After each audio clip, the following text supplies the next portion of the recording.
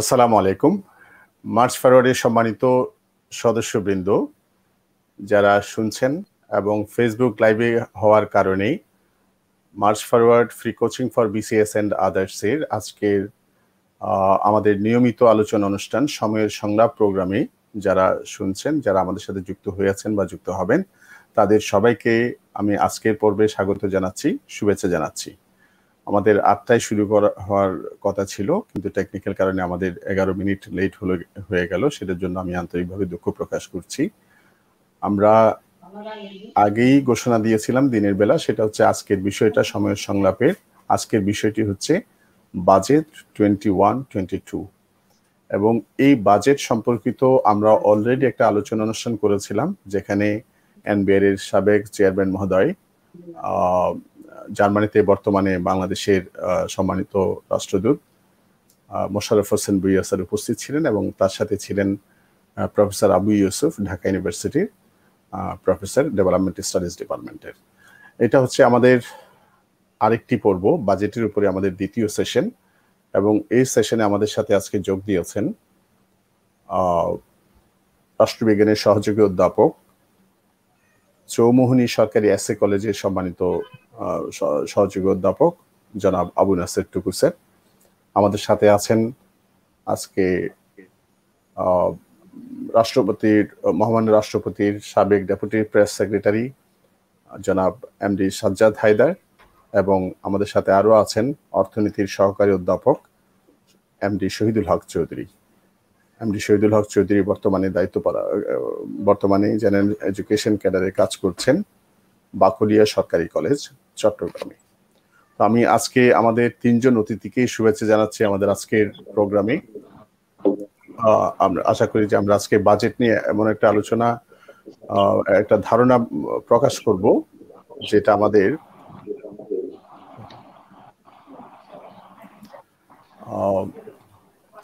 আমাদের আজকের যারা দর্শক শ্রোতা আছেন মার্চ ফরওয়ার্ডে, বিশেষ করে ইয়াং লার্নার্স, স্টুডেন্টস, ক্যারিয়ার এক্সপেক্টেন্ট যারা আছেন, তাদের সবাই একটি বাজেট সম্পর্কে একটি ভালো ধারণা পাবেন, যাতে পরবর্তীতে আমরা বাজেট নিয়ে আরো চর্চা করতে, বাজেট সম্পর্কে বুঝতে আমাদের সুবিধা হবে। তো যারা শুনছেন, প্রিয় দর্শক শ্রোতা যারা আছেন, তাদের সবাইকে আমি বলবো আপনারা এই প্রোগ্রামটি নিজেরা শেয়ার করে, নিজেদের টাইমলাইনে শেয়ার করলে নিজেরা পরবর্তীতে এটা দেখতে পাবেন, অথবা পরবর্তীতে আপনাদের ফ্রেন্ডস এন্ড ফ্যামিলি যারা আছেন, তারাও যারা আপনাদের টাইমলাইনের সাথে সম্পৃক্ত, তারাও এই আলোচনা অনুষ্ঠান শুনতে পাবেন। আমি পাশাপাশি আপনাদের সবাইকে অনুরোধ করব, আপনাদের যদি কোনো প্রশ্ন থাকে, বাজেট 2021-2022 উপরে কোনো প্রশ্ন, কোনো জিজ্ঞাসা যদি আপনাদের থাকে, সেই বিষয়ে আপনারা প্রশ্ন উপস্থাপন করতে পারেন। আমরা সময় সুযোগ হলে কমেন্টে দেওয়া আপনাদের প্রশ্নগুলো নিয়ে আমাদের আজকের অতিথিদের কাছ থেকে জেনে নেওয়ার চেষ্টা করব। তো আমি শুরুতেই আজকের আমাদের সম্মানিত তিনজন আলোচক, জনাব আবু নাসের টুকু, জনাব মোহাম্মদ সাজ্জাদ হায়দার এবং এমডি শহীদুল হক চৌধুরী, তিনজনকে স্বাগত জানাচ্ছি আমাদের আজকের পর্বে। আমি শুরুতেই আমাদের সম্মানিত টুকু স্যারের কাছ থেকে, আবু নাসের টুকু স্যারের কাছ থেকে শুনতে চাচ্ছিলাম। স্যার, আপনি কি আমাকে শুনতে পাচ্ছেন? আবু নাসের টুকু স্যার, আবু নাসের টুকু স্যার আমাকে শুনতে পাচ্ছেন? শুনতে পাচ্ছি। হ্যাঁ স্যার, এটি আমাদের 50তম বাজেট। স্বাধীনতার 50 বছর পূর্তিতে যখন বাংলাদেশ একটি খুবই গৌরবজনক সময়ে এসে উপস্থিত হয়ে আছে, স্বাধীনতার 50 বছর বা সুবর্ণ জয়ন্তী, এই সুবর্ণ জয়ন্তীতে আমাদের 50তম বাজেট, বাংলাদেশের 50তম বাজেট ঘোষিত হয়ে আছে। সামগ্রিকভাবে এই বাজেটের আকার বা আমাদের শুরুর বাজেট থেকে চিন্তা করলে এখনকার আমাদের যে বাজেট ঘোষণা করা হলো, সামগ্রিকভাবে আপনি বাজেটটাকে কিভাবে মূল্যায়ন করছেন? এটা নিয়ে গত 1 মাস অনেক আলোচনা হয়ে আছে। 3 তারিখ উপস্থাপন হওয়ার পর আজকে 29 তারিখ, কালকে বাজেট পাস হতে যাচ্ছে।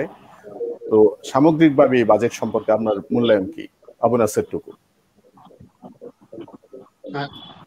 আপনাকে ধন্যবাদ। আমাদের ধন্যবাদ দিচ্ছি।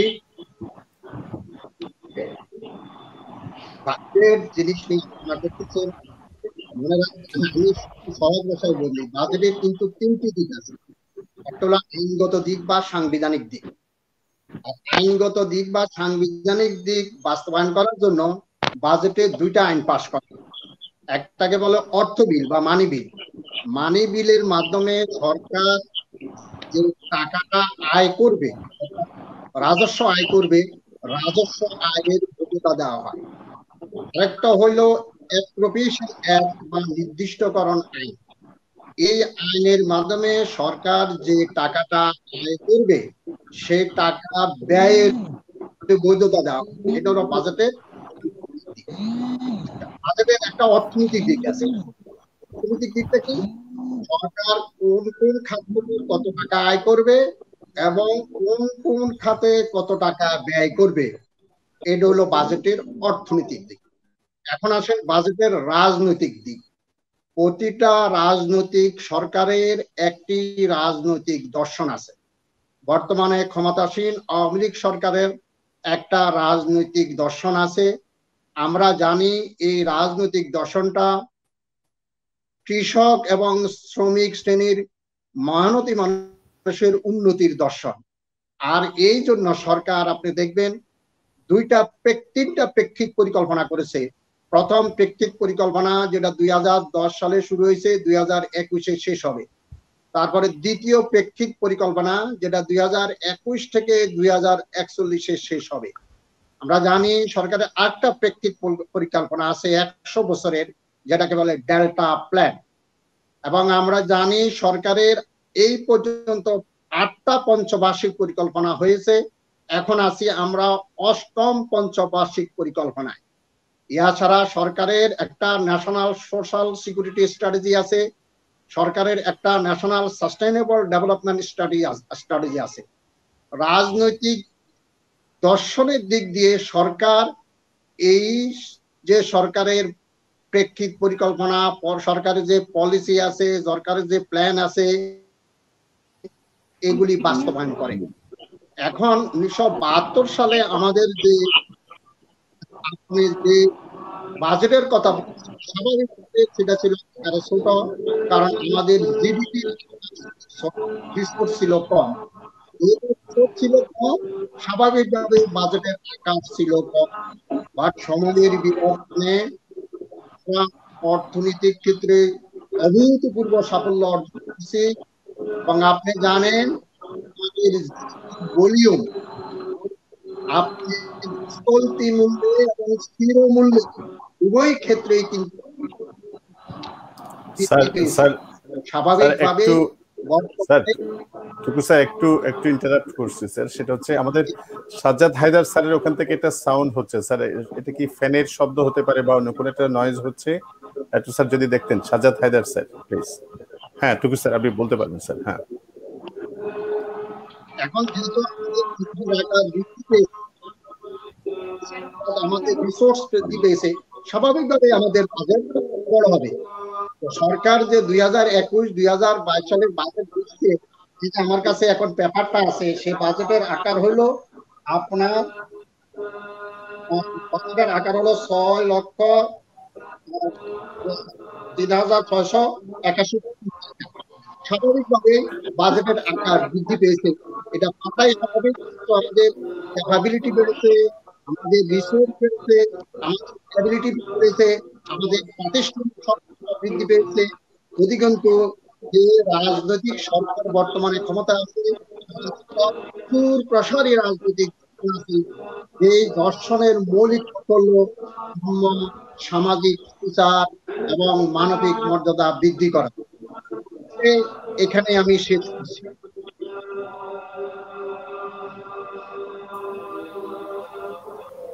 আজান হচ্ছে স্যার। শহীদুল হক চৌধুরী আমাকে শুনতে পাচ্ছেন? শহীদুল হক চৌধুরী, হ্যাঁ শুনতে পাচ্ছি আমি। আচ্ছা, এখানে আপনি একজন ইকোনমিক্সের একজন শিক্ষক হিসেবে আপনার কাছে কি মনে হয় বাজেট আমাদের জনজীবনে আসলে বাজেটের সম্ভব মানে সরাসরি প্রভাবটা কি? আপনি ইকোনমিক্সের দিক থেকে এটাকে কিভাবে ব্যাখ্যা করবেন? ইম্প্যাক্ট অফ বাজেট মানুষের জীবনে, প্রাত্যহিক জীবনে। ধন্যবাদ আপনাকে। বাজেট স্যার একটু আগে বলেছেন বাজেটের রাজনৈতিক দর্শন আছে, অর্থনৈতিক দিক আছে, এটা স্যার বরাবরের মতো বললেন। এখন এটা সরকারের একটা রুটিন ওয়ার্কও বলা যায়। এই রুটিন ওয়ার্কের মাধ্যমে সরকার তার নির্বাচনী ইস্তেহার, দীর্ঘমেয়াদী পরিকল্পনা, যে প্রেক্ষিত পরিকল্পনা, যে উন্নয়ন দর্শন, সেই উন্নয়ন দর্শন বাস্তবায়ন করার চেষ্টা করে যাচ্ছে। যেমন একটা প্রেক্ষিত পরিকল্পনার কথা যদি বলি, যে স্যার বললেন সাস্টেইনেবল ডেভেলপমেন্টের কথা বলি, ডেল্টা বদ্বীপ 100 বছর মেয়াদী পরিকল্পনা বা 2041 সালে দেশকে সমৃদ্ধ করার পরিকল্পনা, এগুলো হচ্ছে প্রেক্ষিত পরিকল্পনা। এই প্রেক্ষিত পরিকল্পনা বাস্তবায়নের জন্য কিছু আবার পঞ্চবার্ষিক পরিকল্পনা গ্রহণ করা হয়। পঞ্চবার্ষিক পরিকল্পনার আলোকে স্বল্প মেয়াদী পরিকল্পনাটা হচ্ছে বাজেট। বাজেটটা হচ্ছে 1 বছরের পরিকল্পনা। এই 1 বছরের পরিকল্পনার মধ্যে সরকারের পঞ্চবার্ষিক পরিকল্পনা বাস্তবায়নের একটা অংশ। এরকম 5টা বাজেটের মাধ্যমে সরকার পঞ্চবার্ষিক পরিকল্পনাটা, এখন এই বাজেট করতে গিয়ে কারো উপর ভালো দিক থাকতে পারে, আবার কারো উপর, ব্যক্তি বিশেষের উপর ক্ষতিকর। হয়তো কিছু পণ্যের দাম বাড়ালো, সেটার জন্য সাথে সংশ্লিষ্টদের কিছু লসের দিক থাকতে পারে, আবার কারো জন্য ট্যাক্স কমালো বা সেই সংশ্লিষ্ট ব্যক্তিদের উপর এটা একটা পজিটিভ দিক। কিন্তু সার্বিকভাবে সরকার চেষ্টা করে যাতে জনকল্যাণের বিষয়টা যাতে প্রতিফলন হয়, সেই চেষ্টাটা করা হয়, যেটাকে ইকোনমিক্সে বলা হয় উইন উইন সিচুয়েশন। এই উইন উইন সিচুয়েশন যাতে হয়, যাতে কোনো পক্ষ ক্ষতিগ্রস্ত না হয়, সেই চেষ্টা সরকারের ভিতর থাকা হয় একটা বাজেটের মাধ্যমে। সেই জন্য বলা হয় একটা সার্বিকভাবে যাতে জনগণের কল্যাণ হয়, সেই দিকটা বিবেচনায় রেখে বাজেটটা প্রণয়ন করা হয়। যেমন আমরা বলতে পারি ট্যাক্স কমানো, অনেক ক্ষেত্রে মনে করা হচ্ছে ওই ব্যক্তিকে সুবিধা দেওয়া, বিশেষ ব্যক্তিকে সুবিধা, ইম্পোর্টের ট্যাক্স কমানো বা ইনভেস্টমেন্টের কর অবকাশ দেওয়া। ওই সংশ্লিষ্ট খাতে আসলে দিলে ওই ব্যক্তি বিশেষ লাভ হচ্ছে, সেটা হয়তো প্রত্যক্ষ দৃষ্টিতে দেখা যায়, কিন্তু পরোক্ষ দৃষ্টিতে দেশের যে বিনিয়োগের একটা পরিবেশ হবে, তার জন্য যে কর্মসংস্থান হবে, সেই বিষয়গুলো ও চিন্তা করে সরকার সার্বিকভাবে জনকল্যাণ চিন্তা করে আসলে বাজেটের ট্যাক্স কমানো বা ট্যাক্স বাড়ানো, এই বিষয়টা চিন্তা করে বাজেটটা প্রণয়ন করা হয়। তবে এই একটা রাজনৈতিক সরকার সবসময় চেষ্টা করে একটা জনবান্ধব কল্যাণমুখী বাজেট উপহার দেওয়ার জন্য, যা যথারীতি সরকার করে যাচ্ছে এবং যার প্রতিফলন আমরা দীর্ঘ উন্নয়নের ধারাবাহিকতার মাধ্যমে সেটা আমরা দেখতে পাচ্ছি। ধন্যবাদ।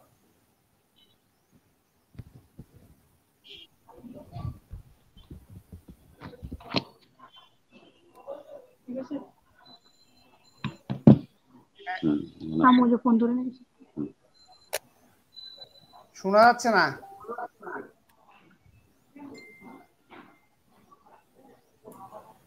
হ্যালো, সাজ্জাদ হায়দার স্যারের কাছ থেকে শুনতে চাচ্ছিলাম, সেটা হচ্ছে বাজেট মেকিং, বাজেট প্রণয়ন প্রক্রিয়াটা সম্পর্কে একটু জানতে চাই স্যার। যেহেতু তার নিজস্ব চাকরি সূত্রে বাজেট ব্যবস্থাপনা, বাজেট মেকিং এর সাথে সরাসরি তার একটা রোল ছিল। তিনি যখন মহামান্য রাষ্ট্রপতির সাবেক প্রেস সচিব ছিলেন এবং প্রধানমন্ত্রীর কার্যালয়েও উনি যখন সহকারী প্রেস সচিব ছিলেন, আপনার একটা ভূমিকা ছিল, আপনার বাজেট মেকিং এর সাথে আপনার একটা সম্পৃক্ততা ছিল। আপনি যদি আমাদের এখানে যারা শুনছেন তারা ম্যাক্সিমামই হচ্ছেন যে লার্নার্স অথবা জব এক্সপেক্টেন্ট যারা, আপনি কি budget making process, budget making এর কি কি বিষয়ের উপরে লক্ষ্য রাখা হয় সেই বিষয়ে একটু আলোকপাত করবেন?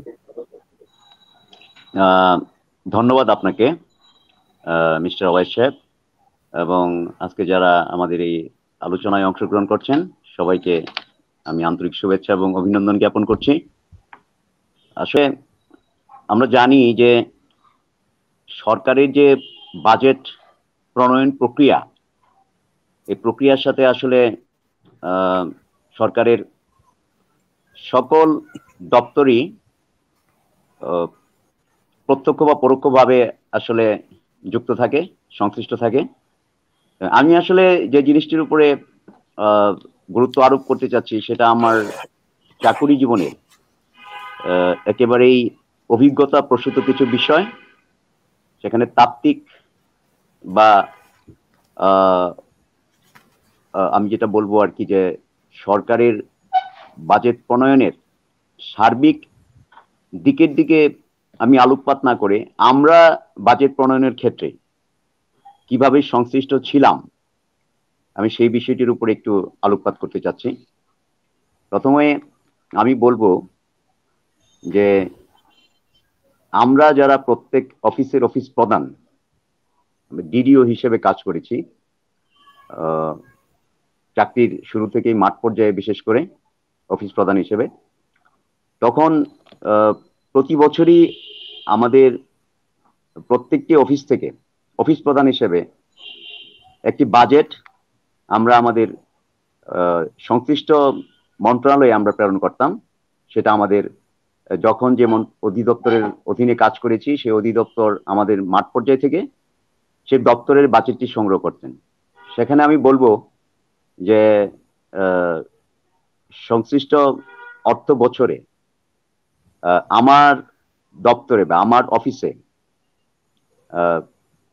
আমার ব্যয়ের যে চিত্র, সেই ব্যয়ের চিত্রটাকে আমরা তুলে ধরার চেষ্টা করেছি।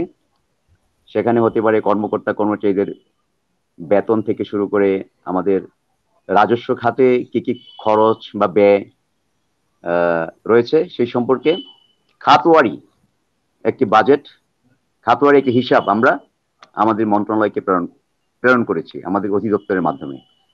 এবং সেভাবে দেখা গেছে যে সংশ্লিষ্ট মন্ত্রণালয়ের অধীন যত বিভাগ রয়েছে, প্রত্যেকটি বিভাগ তার স্ব অর্থ বছরের যে খরচ, সেই খরচের একটি হিসাব আমরা মন্ত্রণালয়কে প্রেরণ করতাম এবং মন্ত্রণালয় সেটাকে কনসোলিডেট করে, আমরা যতটুকু জেনেছি কনসোলিডেট করে সেটাই ওই সরকারের কাছে তার বাজেটটি সবসময় প্রত্যাশা করত। আচ্ছা, তো সেইভাবে সরকারের আমি মনে করি যে সকল দপ্তরের বাজেট, সকল দপ্তরের যে সংশ্লিষ্ট দপ্তরের যে বাজেট এবং বিভিন্ন মন্ত্রণালয়ের বাজেট, সেই সম্পর্কে সরকার একটি সবসময় প্রাক্কলিত ব্যয়ের একটি ধারণা সরকার করত। তো পাশাপাশি আমরা যেটা জানি যে বাজেট যেহেতু একটি নির্দিষ্ট অর্থ বছরের বা নির্দিষ্ট একটি সময়সীমার আয় এবং ব্যয়ের হিসাব, আচ্ছা, সেক্ষেত্রে আমরা মনে করি যে আমরা জাতীয় বাজেট প্রণয়নে সবসময়ই একটি গুরুত্বপূর্ণ ভূমিকা রেখেছি। পাশাপাশি আমরা যেটা বলবো যে আমরা সরকারকে মাঠ পর্যায় থেকে বা সংশ্লিষ্ট একটি অফিসের ইউনিট থেকে যে বাজেটটি আমরা প্রণয়ন করতাম, ঠিক আমাদের অর্থ বরাদ্দের ক্ষেত্রেও আমরা সেটার প্রতিফলন দেখতে পেয়েছি। এবং আমাদের বাজেট প্রণয়নের ক্ষেত্রে এই যে ভূমিকা, যে সরকারকে আমরা আমাদের অর্থ বছরের আয় এবং ব্যয়ের যে হিসাব, যেটা সরকারকে আমরা প্রেরণ করেছি, এবং সেই প্রেক্ষিতে আমরা প্রত্যাশা অনুযায়ী সবসময় একটা বাজেট আমাদের দপ্তরে পেয়েছি, যার মাধ্যমে আমরা সরকারের বিভিন্ন কর্মসূচি বাস্তবায়ন করতে পেরেছি। তাই আমরা সবসময় মনে করি যে সেক্ষেত্রে আমরা সবসময় সরকারের প্রণীত বাজেটের একজন পার্টনার বা অংশীদার হিসেবে সবসময় কাজ করেছি। এটি আমার বাজেট প্রণয়নের ক্ষেত্রে একটি বাস্তব অভিজ্ঞতা বলে আমি মনে করি।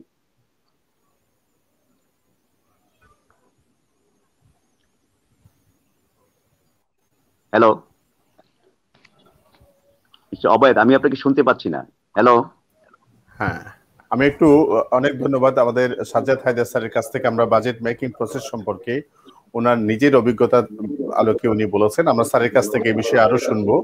আমি একটু আবু নাসের টুকুর স্যারের কাছ থেকে জানতে চাই, সেটা হচ্ছে স্যার এই বাজেট 2021-2022 যে ঘোষিত বাংলাদেশের 50তম বাজেট, এই বাজেটের আপনি কয়েকটি যদি আমরা বলি ক্যারেক্টারিস্টিক্স, যদি প্রধান দিক যদি আপনি আমাদেরকে একটু বলতেন আপনার দৃষ্টিকোণ থেকে, এই বাজেটের মেইন ফিচার্স গুলো কি টুকু স্যার? ওকে, ধন্যবাদ। আমি 2021-2022 যে বাজেটটা যতটুকু পড়ালেখা করছি, এই বাজেটটায় সরকার জিনিসের প্রতি গুরুত্ব দিচ্ছে। এক, প্রবৃদ্ধিকে ধরে রাখা, চলমান প্রবৃদ্ধিকে ধরে রাখা। করোনার কারণে প্রবৃদ্ধি যে বাধাগ্রস্ত হবে কিন্তু তাতে একেবারে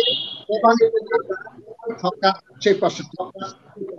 এক, দ্বিতীয় হলো সরকার সোশ্যাল সেফটি নেটওয়ার্কের উপর সবচেয়ে গুরুত্ব দিচ্ছে, যাতে করে প্রান্তিক জনগোষ্ঠী তাদের দৈনন্দিন চাহিদা জুটিয়ে মানবিক এবং মানবাধিকার সংরক্ষণ করে সুন্দরভাবে জীবনযাপন করতে পারে। তিন, সরকার আরেকটা জিনিসের উপর গুরুত্ব দিচ্ছে, সরকার বেসরকারি বিনিয়োগের বেশি গুরুত্ব দিচ্ছে, যাতে করে এমপ্লয়মেন্ট বাড়ে এবং এমপ্লয়মেন্ট বাড়ে। সরকার এই বাজেটে আরেকটা জিনিসের বেশি গুরুত্ব দিচ্ছে, সেটা হলো আপনি জানেন আমাদের প্রবৃদ্ধির দুইটা চালক আছে, একটা হলো সরকার এই দুটোর সাথে আমাদের যে কৃষিকে এই আপনার বৃদ্ধি করা, কৃষিখাতের যে উন্নয়নের গতি করা সেটা ধরে রাখার প্রচেষ্টা চালিয়ে যাচ্ছে। সরকার একটা জিনিস খুবই গুরুত্বপূর্ণ চেষ্টা করছে, সেটা হলো আমাদের যে পাবলিক অনেকটা সীমাবদ্ধ এবং পরিপূর্ণ। এখানে সরকার চেষ্টা করছে এবং কার্যকরী পায়। আর সরকার যে ছিল সেটা তো একেবারেই করে ফেলছে। এখন সামান্য সেটা আস্তে আস্তে কমিয়ে দিচ্ছে, কিন্তু সব গুরুত্ব দিচ্ছে। একটা জিনিস সরকার বেশি গুরুত্ব দিচ্ছে, যে মেগা প্রজেক্ট হচ্ছে এই মেগা প্রজেক্ট গুলা চলমান রাখা, মেগা প্রজেক্টের মেগা ইম্প্যাক্ট রাখতে পারি সেটার উপর সরকার গুরুত্ব দিচ্ছে। আর সরকার আরেকটা জিনিস উপর বেশি গুরুত্ব দিচ্ছে, সেটা হলো বৈষম্য, এই বৈষম্য এবং সম্পদ বৈষম্য কমিয়ে আনার উপর সরকার অনেক চেষ্টা করছে, যাতে করে আমাদের মুক্তিযুদ্ধের যে মহান চেতনা বা দার্শনিক মূল্যবোধ ছিল, অর্থাৎ সাম্য, সামাজিক সুবিধা এবং মানবিক মর্যাদা, এটার যাতে আমাদের অর্জিত হয় সেটার উপর সরকার। স্যার এই বিষয়ে এই যে স্যার আপনি বললেন আমাদের আয় বৈষম্য, আমি স্যার একটু কথা বলার সময় আমাদের কারো একজনের এটা সাউন্ড নয়েজ হচ্ছে, এটা একটু সাজ্জাদ হায়দার স্যার একটু যদি চেক করতেন আপনার দিক থেকে কোনো, আর আমরা ফ্যান গুলো বন্ধ রাখাটা জরুরি। আর হচ্ছে আমরা যখন একজন কথা বলবে অন্যরা মিউট করে রাখলে সুবিধা হয়, তখন হচ্ছে যে কথাটা আমরা ভালোভাবে শুনতে পারবো। তো আমি একটা টুকু স্যারের কাছ থেকে জানতে চাচ্ছিলাম, সেটা হচ্ছে স্যার আপনি বলছেন আয় বৈষম্য বা সম্পদ বৈষম্য নিরোধ কল্পে বা কমিয়ে আনার জন্য কিছু ব্যবস্থা এখানে রাখা হয়েছে।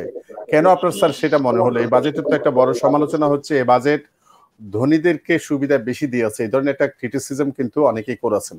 আপনার কোন ক্ষেত্রে আপনার মনে হচ্ছে আমরা সে যদি তাজউদ্দিন আহমেদের আমল থেকে যে বাজেট ডিক্লারেশন হয়েছে এবং বর্তমানে আহমদ মোস্তফা কামাল আমাদের ফিনান্স মিনিস্টার যিনি ঘোষণা করলেন, সব সময় বিশেষ করে গত 2 দশকে 3 দশকে আমরা সবচেয়ে বেশি যে কথাটা শুনেছি বাংলাদেশের অর্থনৈতিক আলোচনায়, সেটা হচ্ছে বাংলাদেশের প্রবৃদ্ধি বেড়েছে, ঠিক আছে, পার ক্যাপিটা ইনকাম বেড়েছে, তাও ঠিক আছে, বাট এখানে আয় বৈষম্য বেড়েছে এর চেয়ে অনেক বেশি হারে, প্রবৃদ্ধি বা ন্যাশনাল ইনকামের চেয়েও বেশি, পার ক্যাপিটা ইনকামের চেয়েও বেশি।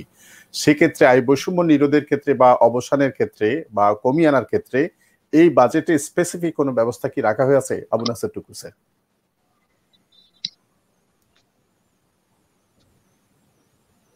ধন্যবাদ আপনাকে, আপনার সুন্দর প্রশ্ন, এটা সুন্দর প্রশ্ন।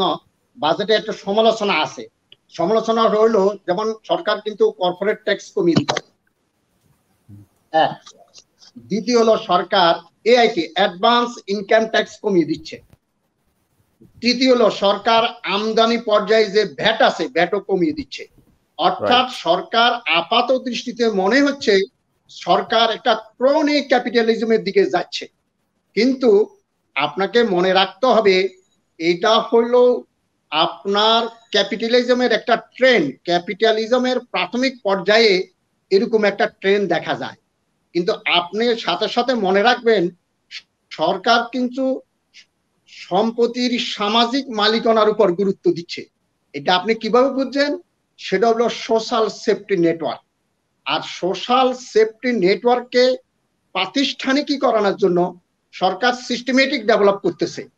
আপনার সোশ্যাল সেফটি নেটওয়ার্ক যত বেশি বৃদ্ধি পাবে, আপনি ভোগ বৈষম্য, আয় বৈষম্য এবং সম্পদ বৈষম্য কমবে। এক। দ্বিতীয় হলো সরকার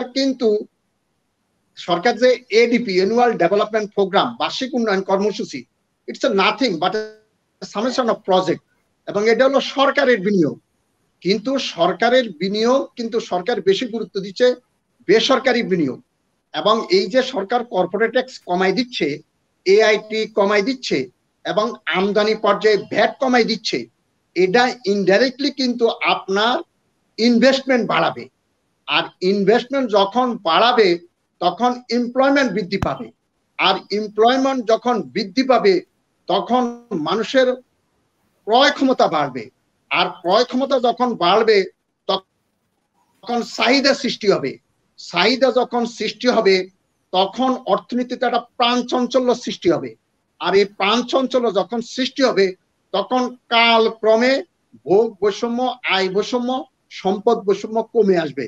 আপনি যে গুরুত্বপূর্ণ প্রশ্নটা করছেন, কিন্তু স্যার এই যে যেমন আমরা যদি একটা সেক্টরকে বলি, যেমন আমাদের গার্মেন্টস সেক্টর, যেখানে আমরা অনেক দিন ধরে প্রণোদনা দেওয়া হয়েছে এবং আমাদের অর্থনীতির একটি প্রধান খাত হচ্ছে পোশাক শিল্প ইত্যাদি, এখানে আমাদের অনেক প্রণোদনা দেওয়া হয়েছে। এবং এই যে করোনা মহাপ্রলয়ের মধ্যে আমরা দেখেছি সরকার অগ্রাধিকার ভিত্তিতে যে খাতগুলোকে প্রণোদনা দিয়েছে সেটা হচ্ছে গার্মেন্টস খাত। কিন্তু আমাদের এত ফ্লারিশ করা গার্মেন্টস সেক্টরটাতে আমরা দেখলাম যে এমপ্লয়মেন্ট হয়ে আছে বা যে গ্রোথ হয়ে আছে, ওরা 3 মাস ওদের শ্রমিকদেরকে চালিয়ে নেওয়ার জন্য অক্ষম। ওদের চিঠিপত্র সরকারের কাছে তাদের যে দেন দরবার, এবং এখনো এই যে যখন করোনা স্ট্রিক্ট লকডাউনের কথা বলা হচ্ছে ফ্রম 1 জুলাই, তখনও তারা বলেছে যে এটা হলে আমাদের পক্ষে কাজ করা অসম্ভব। এই কাজটা কেন হয়? যদি স্যার এটাই হয় যে একটা ইনভেস্টমেন্ট যদি হয়, ইনভেস্টমেন্টের পরে প্রাইভেট ইনভেস্টমেন্ট যদি হয়, সেখানে একটা সময় মানি জেনারেট করবে এবং নতুন করে এমপ্লয়মেন্ট ক্রিয়েট করবে, আসলে কি সেরকমটি করছে আমাদের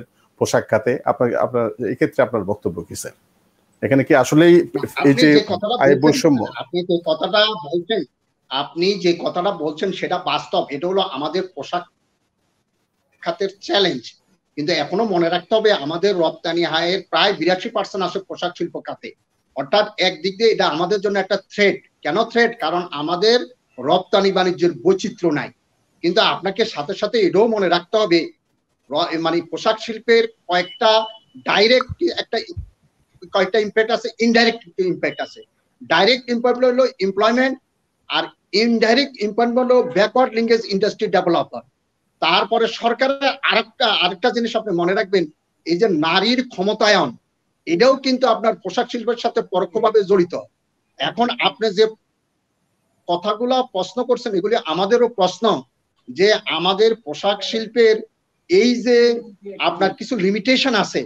আমরা আশা করতেছি এই সরকারের এই প্রণোদনা পেয়ে আমরা এই পোশাক শিল্প তাদের সমস্যাগুলো কাটিয়ে উঠবে। কারণ আমরা কিন্তু এখন আমাদের বিদেশিরা যে আমাদেরকে কমপ্লায়েন্স গুলো দিচ্ছে, আমরা এগুলি অনেক কাটিয়ে উঠতেছি। কিন্তু আমাদের সমস্যা আছে ঠিকই, কিন্তু সমস্যাগুলো আমরা দিন দিন কাটিয়ে উঠছি। কিন্তু আপনাকে এটাও দেখতে হবে পোশাক শিল্পের ডাইরেক্ট এবং ইনডাইরেক্ট যে ইম্প্যাক্ট, এটাও দেখতে হবে।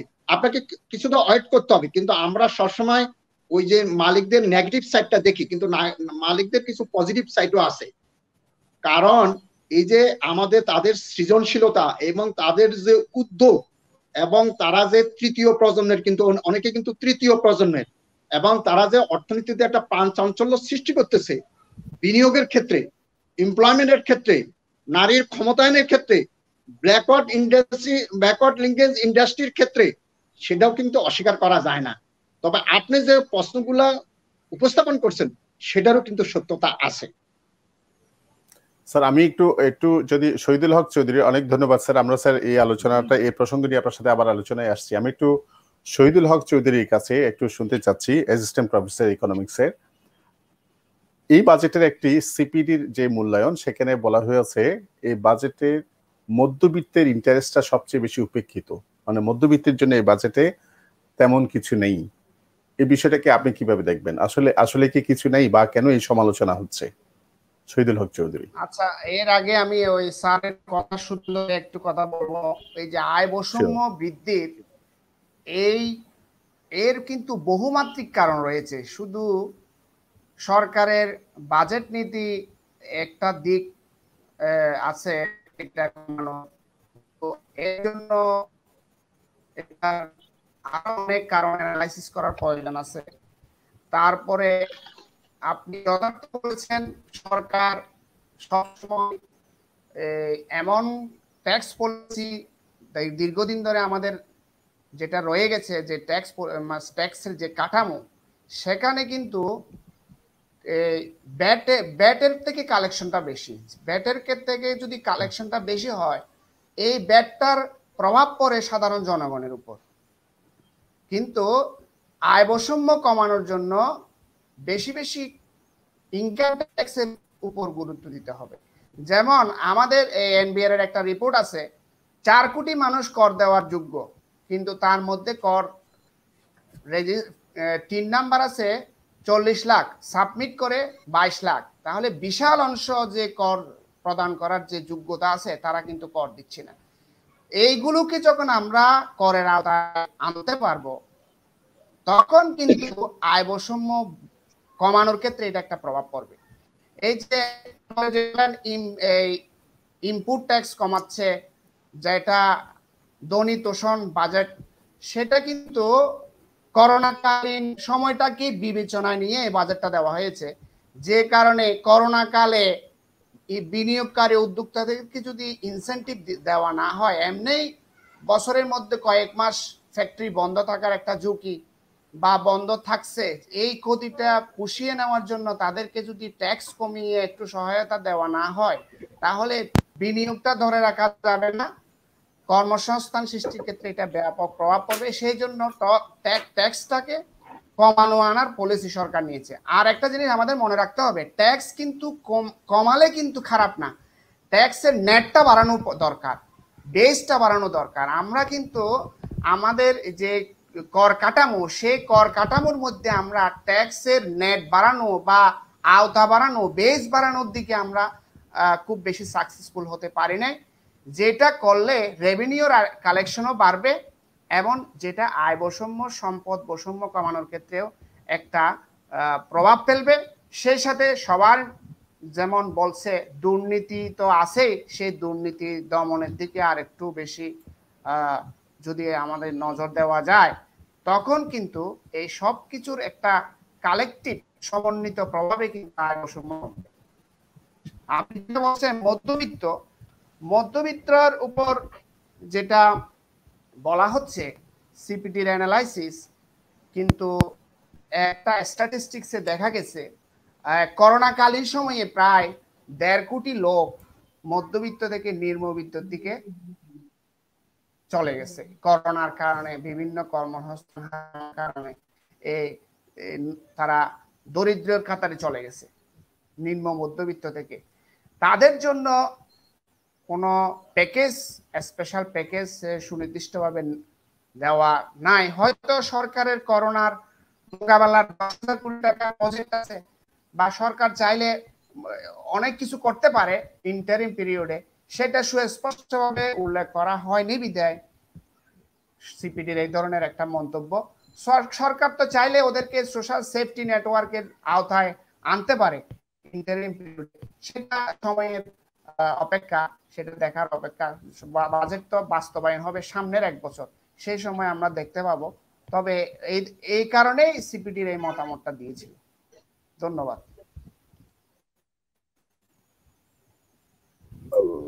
সাজ্জাদ হায়দার স্যারকে যদি একটু প্রশ্ন করি, সেটা হচ্ছে বাজেট, এই যে আমাদের শহীদুল হক চৌধুরী বললেন সামনে তো বাজেট হবে, বাজেটের এটা আমরা কিভাবে দেখি? আমরা প্রতি বছর যখন বাজেট সেশন শেষ হয়, আমরা গত বছরে যখন অ্যাডজাস্ট করা হয়, তখন কোন কোন ক্ষেত্রে দেখি যে একেবারেই যে বরাদ্দগুলো দেওয়া হয়েছিল, এমনিতে আমাদের রিসোর্সেস লিমিটেড, সেই বরাদ্দগুলো আমাদের ক্যাপাসিটি সংকট বা বিভিন্ন কারণে এগুলো খরচ করা হয় না। এই বাজেটগুলোকে আমরা এক বছর ওয়েট না করে প্রতি 3 মাস বা 6 মাস অন্তর অন্তর মনিটরিং করা বা ইভ্যালুয়েশন করা, এই ধরনের কোন মেকানিজম গুলো আমাদের কি কি, বা বাজেট মনিটরিং এর ক্ষেত্রে আমাদের কোনো যথাযথ মনিটরিং কাজটা হয় কিনা, এই বিষয়ে আমাদের সাজ্জাদ হায়দার স্যার যদি আমাদেরকে কিছু শেয়ার করতেন। ধন্যবাদ আপনাকে। অবশ্যই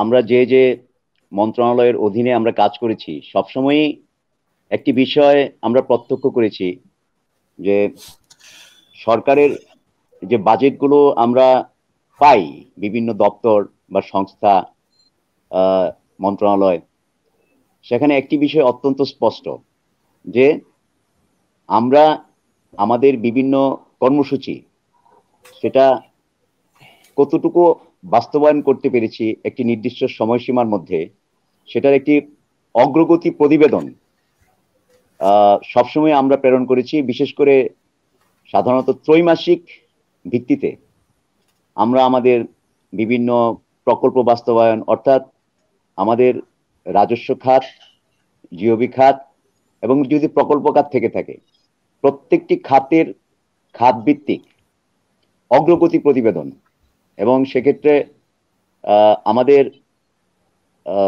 কর্মসূচি বা বাস্তবায়নের ক্ষেত্রে কাজের অগ্রগতি এবং পাশাপাশি আমাদের আর্থিক ব্যয় কতটুকু হয়েছে এবং আমরা আমাদের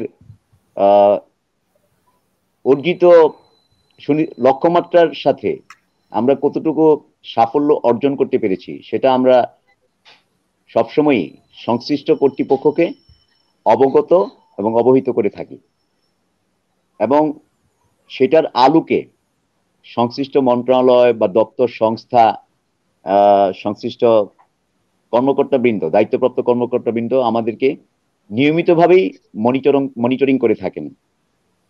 তো আমরা যেটা বলবো যে আমাদের যে কোনো কর্মসূচি বাস্তবায়নের ক্ষেত্রে সরকারের অভিষ্ট লক্ষ্যে পৌঁছানোর ক্ষেত্রে সবসময় সংশ্লিষ্ট মন্ত্রণালয় আমাদেরকে বিভিন্ন তাগিদ দিয়ে থাকে, বা আমাদের সফলতা এবং ব্যর্থতার ব্যাপারে সবসময় সুদৃষ্টি আমাদের প্রতি রাখা হয়। পাশাপাশি আমরা যেটা বলবো, অনেক সময় দেখা যাচ্ছে যে আমরা আমাদের কর্মসূচি বাস্তবায়ন করতে যে আমাদের প্রত্যাশিত যে বাজেট, সেটা উন্নয়ন খাতেই হোক, প্রকল্প খাতেই হোক, অথবা আমাদের রাজস্ব খাতেই হোক, বাজেটের একটি ঘাটতি থেকে যায়, প্রায়শই থেকে যায়। তো সেক্ষেত্রে আমরা আমাদের অগ্রগতির প্রতিবেদন সাপেক্ষে এবং কাজের লক্ষ্যমাত্রা অর্জন সাপেক্ষে আমরা সরকারের সংশ্লিষ্ট মন্ত্রণালয়কে অবহিত করে থাকি, এবং যার প্রেক্ষিতে আমরা সেটার প্রতিফলন দেখতে পাই যে আমাদের যেটা আমরা বলি, আমাদের অফিসিয়াল ল্যাঙ্গুয়েজে বলি জুন ক্লোজিং, হ্যাঁ, সেই সময় আমরা সবসময় একটি সরকারের একটি সম্পূরক বাজেটের যে প্রণয়ন হয়, বা সরকার যে সম্পূরক বাজেট প্রণয়ন করে থাকে, সেখান থেকে আমরা একটি অর্থ বরাদ্দ পেয়ে থাকি, অতিরিক্ত অর্থ বরাদ্দ পেয়ে থাকি, যেটা আমাদের নির্দিষ্ট যে বাৎসরিক বাজেট আমাদের অফিসকে প্রদান করা হয়, সেটার সাথে সে সম্পূরক বাজেটটা আমরা বছরের শেষে সাধারণত পেয়ে থাকি, এবং যেটা আমাদের অভিষ্ট লক্ষ্য অর্জনের ক্ষেত্রে, কর্মসূচি বাস্তবায়নের ক্ষেত্রে যে আমাদের যে টার্গেট থাকে, সেই টার্গেট আমরা সাকসেসফুল করার ক্ষেত্রে আমরা সেই বছরের শেষে সম্পূরক বাজেটটা দিয়ে আমাদের কর্মসূচি পূর্ণরূপে বাস্তবায়ন করার জন্য চেষ্টা চালাই। স্যার, আমরা ওই সাজ্জাদ হায়দার স্যার, অনেক ধন্যবাদ আপনাকে। আমি একটু শহীদুল হক চৌধুরীর কাছ থেকে এখন জানতে চাই, সেটা হচ্ছে স্বাস্থ্য তো আমাদের জীবনের সাথে সম্পৃক্ত। করোনার কারণে গত 100 বছর বাংলাদেশ, বিশ্ব সহ বাংলাদেশে তো অবশ্যই আমরা দেখেছি গতবার করোনা হওয়ার পর ইনস্ট্যান্টলি করোনার জন্য একটা বাজেট দেওয়া হয়েছিল স্বাস্থ্য সেক্টরে, কিন্তু স্বাভাবিকভাবে প্রত্যাশা অনুযায়ী এবারও বাজেটে স্বাস্থ্য মন্ত্রণালয়ের জন্য অধিক বরাদ্দ রাখা হয়েছে স্বাস্থ্য ক্ষেত্রের জন্য। কিন্তু করোনায় বাংলাদেশের সবচেয়ে বেশি ক্ষতিগ্রস্ত আরেকটি সেক্টর হচ্ছে প্রায় স্বাস্থ্যের মতোই গুরুত্বপূর্ণ শিক্ষা সেক্টর। এই শিক্ষা সেক্টর এখনো গত 100 বছর চলে গেছে, আমরা রাষ্ট্রীয় উদ্যোগ হোক, বেসরকারিভাবে হোক, কোনো থিঙ্ক ট্যাঙ্ক থেকে হোক, এই অবস্থায় করোনা মহামারীর মধ্যে আমাদের শিক্ষা ব্যবস্থাটাকে কিভাবে চালিয়ে নেওয়া যায় এই ধরনের কোনো দৃশ্যমান কোনো উদ্যোগ আমাদের কাছে পরিলক্ষিত হয়নি। তাহলে কি স্বাস্থ্য খাত, আমাদের শিক্ষাক্ষেত্র কি উপেক্ষিত রাষ্ট্রীয় পলিসির ক্ষেত্রে? শহীদুল হক চৌধুরী, আপনার কি বক্তব্য? আসলে শিক্ষা স্বাস্থ্য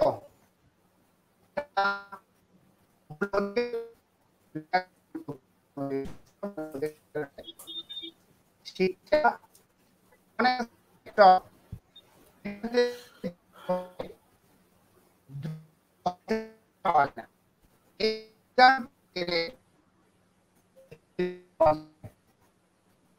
দীর্ঘমেয়াদী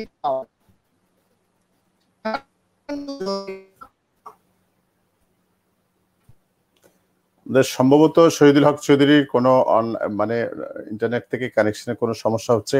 আমি একটু এই প্রশ্নের উত্তরটা একটু টুকু স্যারের কাছ থেকে শুনতে চাচ্ছি। স্যার, আপনার কি মনে হয় আমাদের এডুকেশন সেক্টরে কি আমরা আমাদের প্রপার অ্যাটেনশনটা কি দিতে পারছি না? হ্যাঁ, শহীদুল হক চৌধুরী, হ্যাঁ প্লিজ।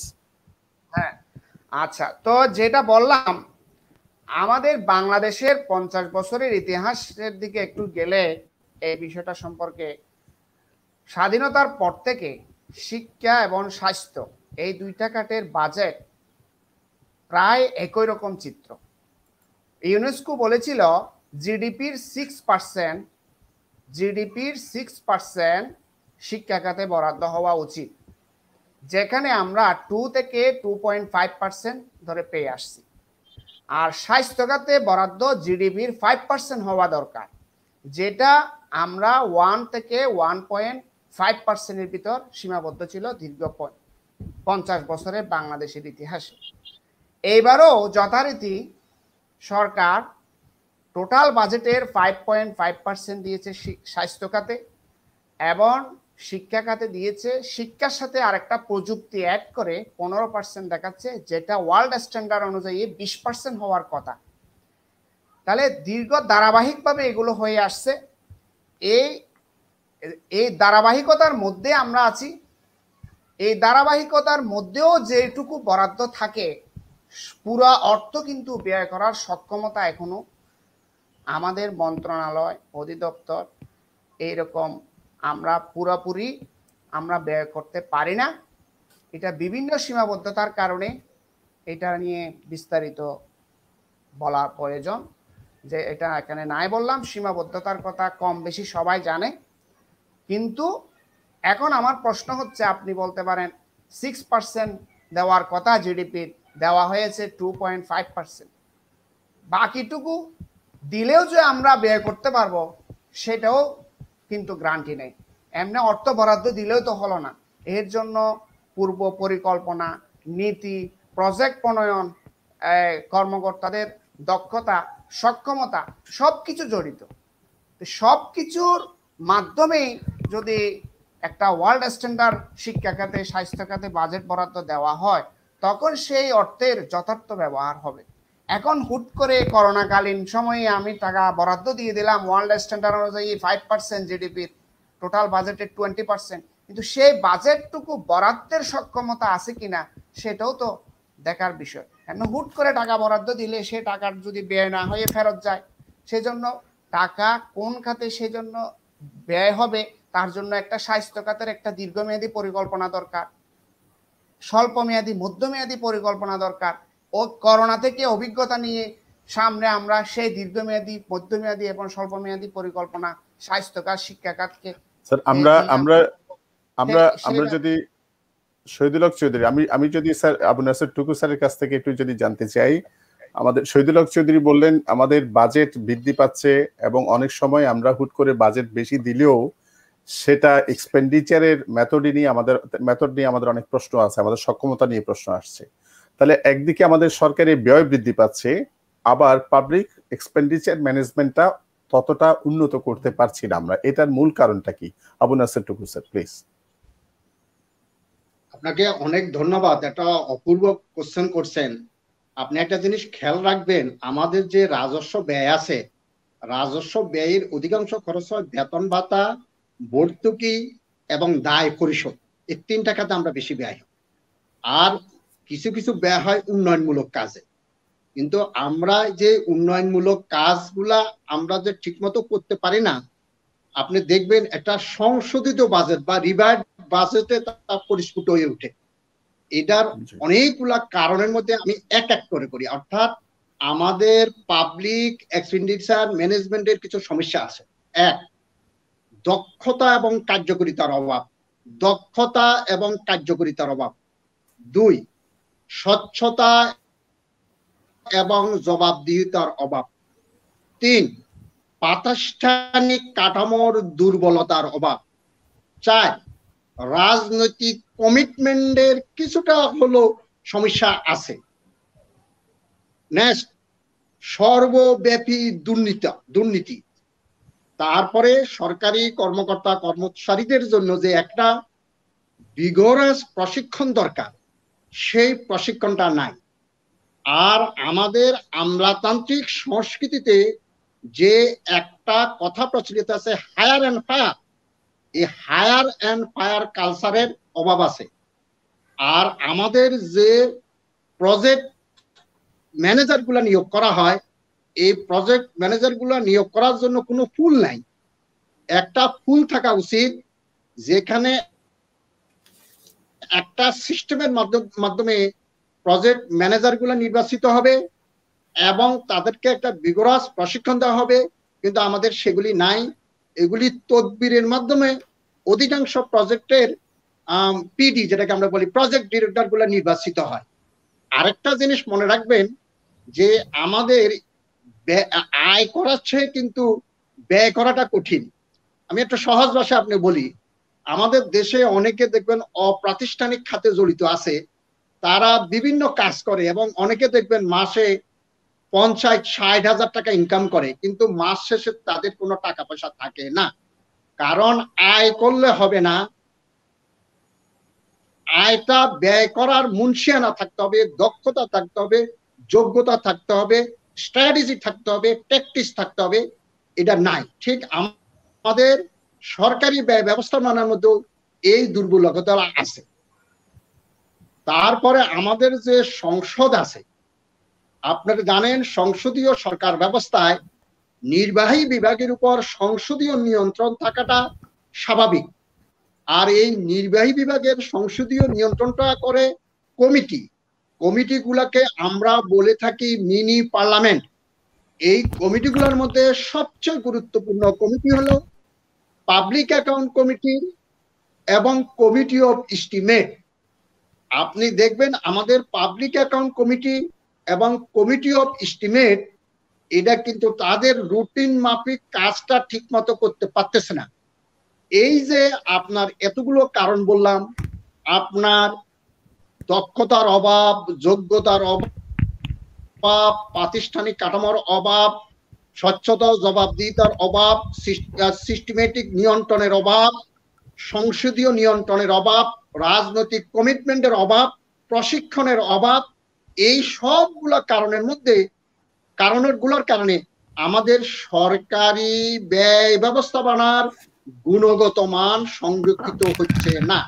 সুতরাং এখন সময় হয়েছে শুধু আয় না, ব্যয় ব্যবস্থাপনার উপর গুরুত্ব দেওয়া এবং বেতন ভাতা, ভর্তুকি এবং দায় পরিশোধের অতিরিক্ত যে উন্নয়নমূলক কাজগুলা করা হয়, অর্থাৎ সরকার যে নিজে ইনভেস্টমেন্ট গুলা করা হয়, আস্তে আস্তে সেই ইনভেস্টমেন্ট গুলো কমিয়ে আনা এবং সেটার গুণগত মান বৃদ্ধি করা এই সময়ের দাবি বলে আমি মনে করি।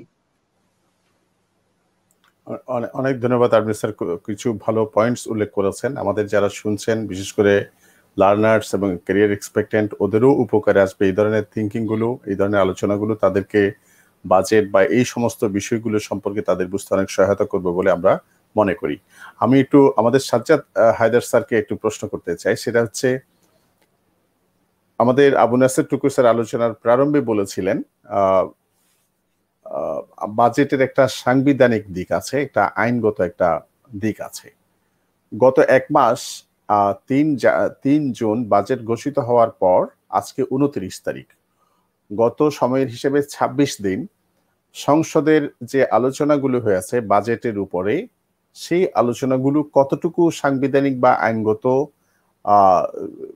ডিবেটের মাধ্যমে একটা বাজেটকে অধিকতর একটা ভালো বাজেট হিসেবে প্রস্তাব করার ক্ষেত্রে আপনার কি মনে হয় তাদের যে আলোচনা, আমাদের সম্মানিত সংসদ সদস্যদের আলোচনা বা সংসদের যে ভূমিকা, এটা জনপ্রত্যাশার সাথে গিয়েছে কিনা আপনার কি মনে হয়? সাজ্জাদ হায়দার স্যার। আমাদের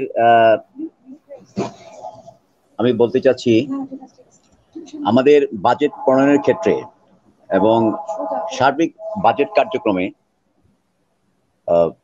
জাতীয় সংসদের একটি অত্যন্ত গুরুত্বপূর্ণ ভূমিকা রয়েছে, যেটা একটু আগে আমাদের আবু নাসের টুকু স্যার আমাদেরকে জানালেন, যে পাবলিক অ্যাকাউন্টস কমিটি।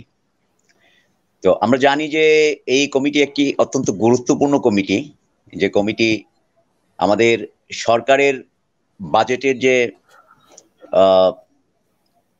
কমিটমেন্ট রয়েছে এবং সরকারের ব্যয়ের আয়ন এবং ব্যয়ের যে স্বচ্ছতা, এই স্বচ্ছতাকে ওখান থেকে সবসময়ই একটি জবাবদিহিতার আওতায় নিয়ে আসা হয়। পাশাপাশি আমরা দেখতে পাই যে বাজেট ঘোষণার সাথে সাথেই জাতীয় সংসদে একটি বাজেট বিতর্ক হয়। মাননীয় অর্থমন্ত্রী যখন বাজেট ঘোষণা করেন, সেখানে জাতীয় সংসদের সদস্যবৃন্দ সে বাজেট আলোচনায় অংশগ্রহণ করেন এবং বাজেটের বিভিন্ন দিক আলোচনা পর্যালোচনা করে সেটা আমাদের জনগণের জন্য কতটুকু সহায়ক বাজেট হিসাবে কার্যকরী ভূমিকা পালন করবে এই সম্পর্কে জাতীয় সংসদে একটি আলোচনা অনুষ্ঠিত হয়।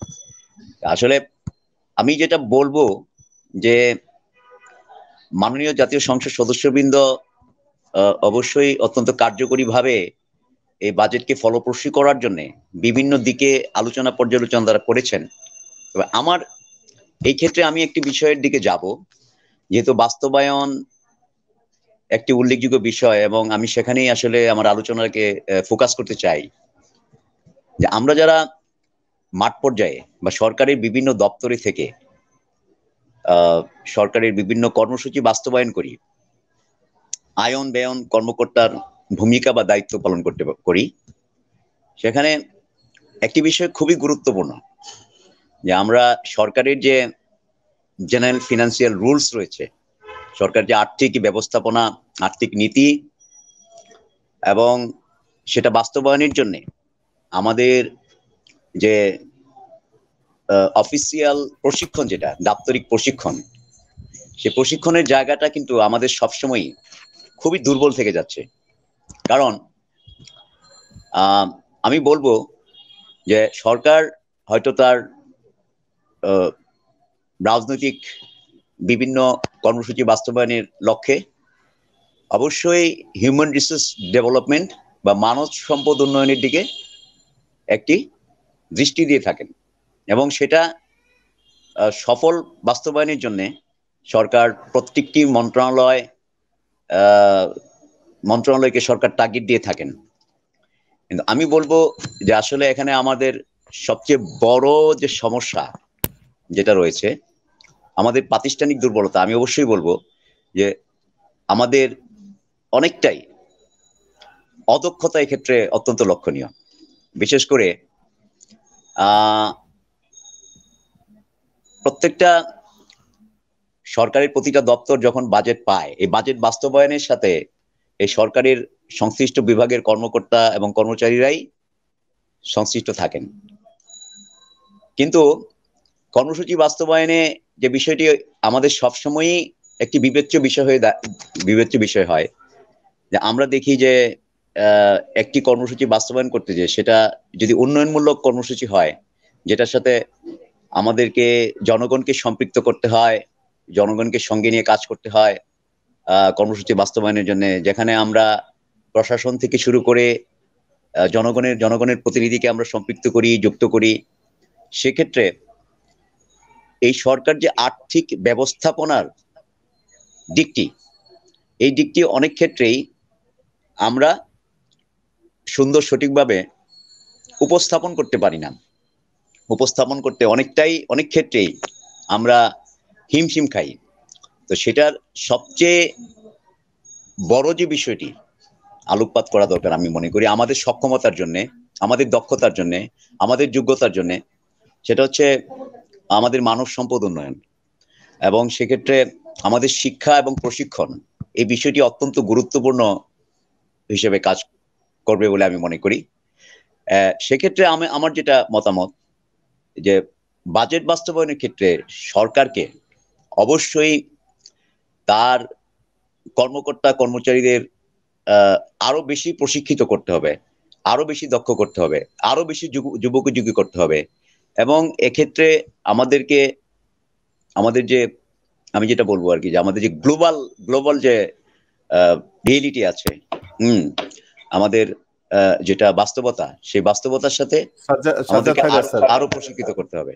সাজ্জাদ হায়দার স্যার, আপনাকে একটু যদি সুনির্দিষ্ট যদি জানতে চাই, বাজেট প্রণয়নের ক্ষেত্রে টেকনিক্যাল আমাদের মানব সম্পদ আছে কিনা, মানে আমরা এই ধরনের কোন উদ্যোগ কি আসলে দেখি কারা বাজেট প্রণয়ন বা বাজেট অ্যালোকেশনের ক্ষেত্রে কারা ভূমিকা পালন করে, টেকনিক্যাল পারসন কি আমাদের প্রশাসনে আছেন বা আমরা চিনতে পারি মতো?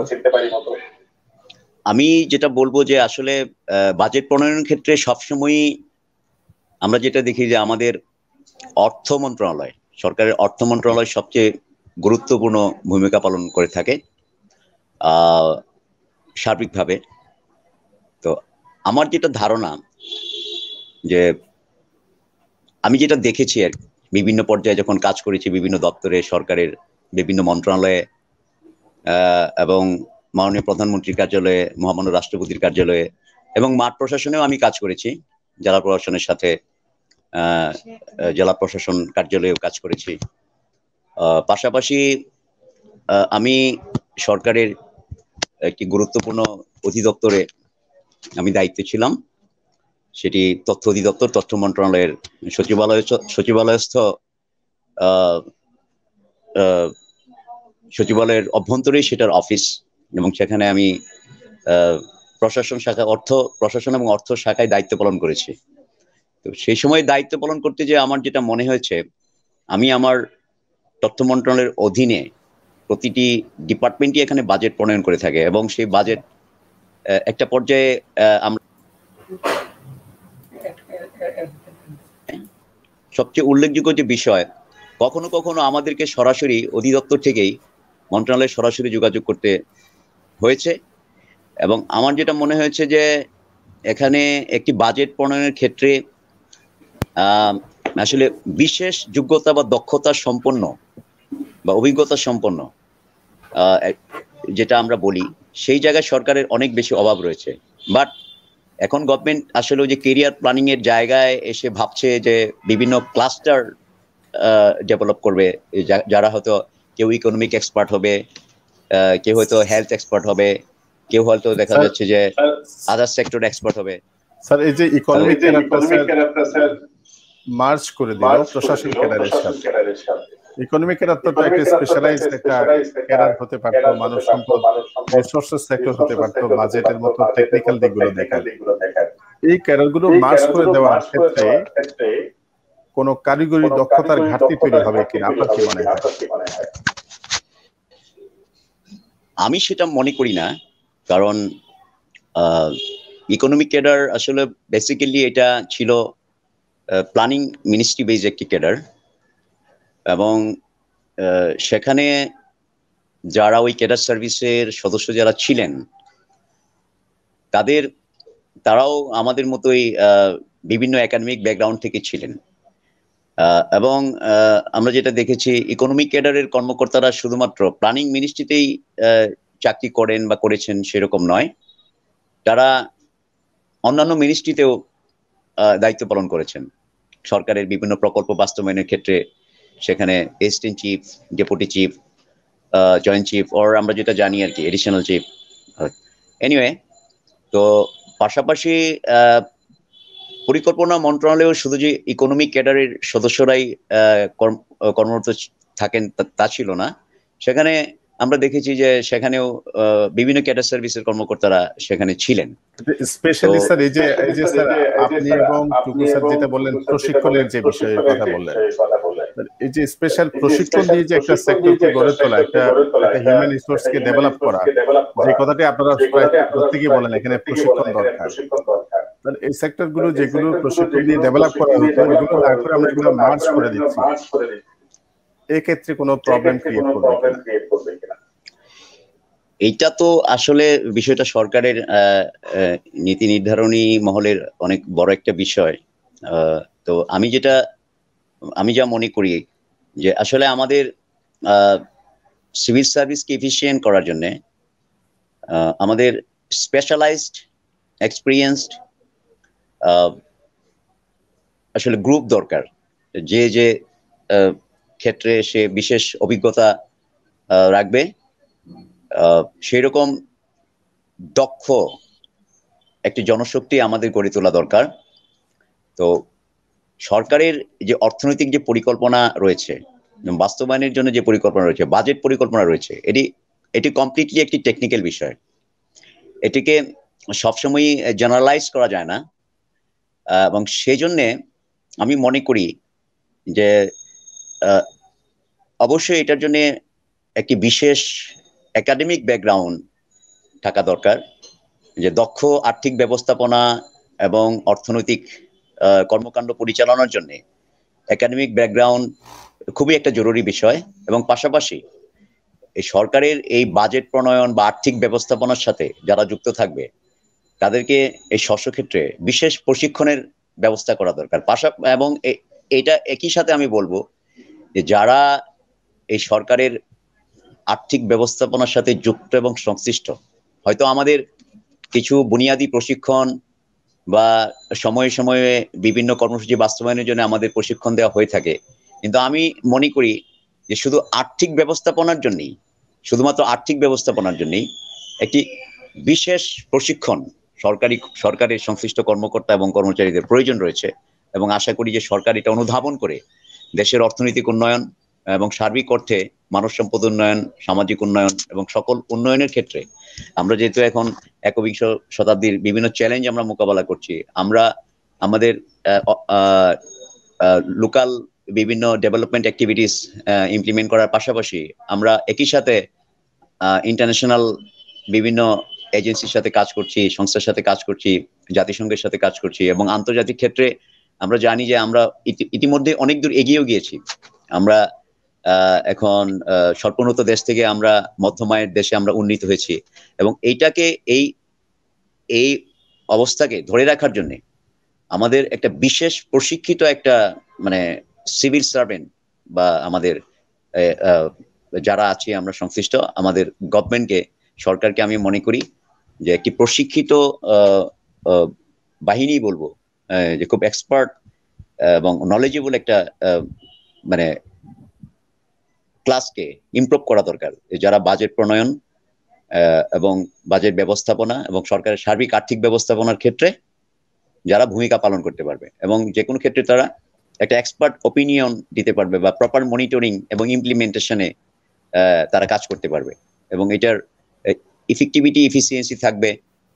আমরা জানি যে আমাদেরকে যে কোনো সরকারের কর্মসূচি বাস্তবায়ন করতে গেলে এখানে আমাদের চলে আসে ট্রান্সপারেন্সির কথা চলে আসে, আমাদের জবাবদিহিতা, আমাদের স্বচ্ছতা এবং সার্বিক যে অর্থনৈতিক যে মানদণ্ড বা অর্থনৈতিক উন্নয়নের জন্য অনেক ইন্ডিকেটর রয়েছে, সেগুলাকে খুব প্রপারলি যদি আমরা ইভ্যালুয়েট করতে চাই, সঠিকভাবে মূল্যায়ন করতে চাই, যাচাই বাছাই করতে চাই এবং সার্বিক অর্থনীতির চিত্র যদি আমরা মানে পেতে চাই, সেক্ষেত্রে অবশ্যই আমাদের যারা সংশ্লিষ্ট তাদেরকে এক্সপার্ট হতে হবে, অভিজ্ঞ হতে হবে এবং সুনির্দিষ্টভাবে ওই বিষয়টাকে জানতে হবে, তাত্ত্বিকভাবে এবং প্রায়োগিকভাবে। এই দুই দিক থেকে জ্ঞান সম্পন্ন না হলে আমরা অবশ্যই বিভিন্ন সময় বিভিন্ন অবস্টেকেল বা অবস্ট্রাকশন ফেস করব, সেটাকে ওভারকাম করার জন্য আমাদেরকে অবশ্যই গভর্নমেন্টকে সেই জায়গায় ফোকাস করতে হবে। ধন্যবাদ। অনেক ধন্যবাদ সাজ্জাদ হায়দার স্যার। টুকু স্যার এই বিষয়ে কিছু যুক্ত করবেন? আসলে টুকু স্যার তো ধন্যবাদ আপনাকে, আপনি গুরুত্বপূর্ণ প্রশ্ন করছেন। আমাকে শোনা যাচ্ছে? জি স্যার। আমাকে শোনা যাচ্ছে? শোনা যাচ্ছে স্যার, শোনা যাচ্ছে। আচ্ছা শুনেন, আমাদের বাজেট কাঠামোটা একটা বলি। আমাদের অর্থ মন্ত্রণালয়ের অর্থ বিভাগ, মনে রাখবেন, অর্থ মন্ত্রণালয়ের অর্থ বিভাগ রিসোর্স বরাদ্দ করে। অর্থ মন্ত্রণালয়ের আভ্যন্তরীণ সম্পদ বিভাগ রিসোর্স কালেকশন করে। অর্থনৈতিক সম্পর্ক বিভাগ বৈদেশিক সম্পদ ম্যানেজমেন্টের সহিত জড়িত। পরিকল্পনা মন্ত্রণালয়ের IMED implementation monitoring and evaluation division, এরা আপনার বাজেট ইভ্যালুয়েশন করে এবং মনিটরিং করে। কিছুদিন আগে আমি একটা প্রশিক্ষণে ছিলাম, সেখানে মাননীয় পরিকল্পনা মন্ত্রী ছিল। মাননীয় পরিকল্পনা মহোদয়কে আমি প্রশ্ন করছি, আপনি কি মনে করেন IMED fit enough to inquest and to postmortem the existing project? উনি আমাকে বলছে যে আমাদের প্রজেক্ট বাস্তবায়নে যে সীমাবদ্ধতা আছে, এটা মনিটরিং এবং ইভ্যালুয়েশনে IMED এর অনেক দুর্বলতা আছে। তারপরে আপনি যে গুরুত্বপূর্ণ প্রশ্নটা করছেন, আমি আপনাকে ধন্যবাদ দিচ্ছি। এই যে আমাদের যে একটা ক্যাডার ছিল, ইকোনমিক ক্যাডার, এটা হলো স্পেশালাইজ ক্যাডার। এই ক্যাডারটা সাধারণত প্রতিটি মন্ত্রণালয়ের একটা প্ল্যানিং সেল থাকে। এই প্ল্যানিং সেলে এরা নিয়োজিত থাকে লাইন মিনিস্ট্রির, এবং আমাদের পরিকল্পনা মন্ত্রণালয়ের অধীনে যে পরিকল্পনা কমিশন আছে এবং পরিকল্পনা কমিশনের যে ডিভিশনগুলো আছে, প্রতিটি ডিভিশনে তারা কর্মরত আছে। এবং আমরা যে প্রকল্পগুলো প্রণয়ন করা হয়, এই প্রকল্পগুলার আর্থিক দিক, এই প্রকল্পগুলার ফিজিক্যালি ঠিক আছে কিনা, এগুলি দেখতে কিন্তু ফিজিবিলিটি দেখে এই পরিকল্পনা কমিশন, এবং এখানে গুরুত্বপূর্ণ ভূমিকা পালন করে ইকোনমিক ক্যাডার। সবার উপরে সরকার সত্য তাহার উপরে নাই। সরকার সিদ্ধান্ত নিচ্ছে, সরকার ভালো মনে করছে, এটাকে মার্চ করছে, কিন্তু আমি ব্যক্তিগতভাবে মনে করি এটা করা ঠিক হয় নাই। কারণ আমরা মেগা প্রজেক্ট করতেছি এবং আমরা উন্নয়নের মহাসড়কে যাচ্ছি, এবং উন্নয়নের মহাসড়কে যখন যাব তখন একটা মহাযজ্ঞ শুরু হবে। প্রকল্প বাস্তবায়ন এটা একটা টেকনিক্যাল দিক, এইগুলার কিন্তু অনেকগুলা টেকনিক্যাল সাইট আছে। এই টেকনিক্যাল সাইটগুলা একমাত্র প্ল্যানিং ইকোনমিক ক্যাডার তাদেরকে প্রশিক্ষণ দিয়ে তাদের ক্যাপাসিটি বিল্ডিং করা হয়। সুতরাং আমি ব্যক্তিগতভাবে মনে করি এই আপনার ইকোনমিক ক্যাডারটা মার্চ করাটা ঠিক হয় নাই, কিন্তু সরকারের নিজস্ব দৃষ্টিভঙ্গি আছে, সরকারের অনেক চিন্তা ভাবনা আছে, এবং সরকারের একটা কালেকটিভ উইজডম এবং নলেজ আছে। সরকার যে ডিসিশন নিছে অবশ্যই ভালো মনে করে ডিসিশন নিছে, বাট আমি যেটা বলছি আমার এটা ব্যক্তিগত অভিমত।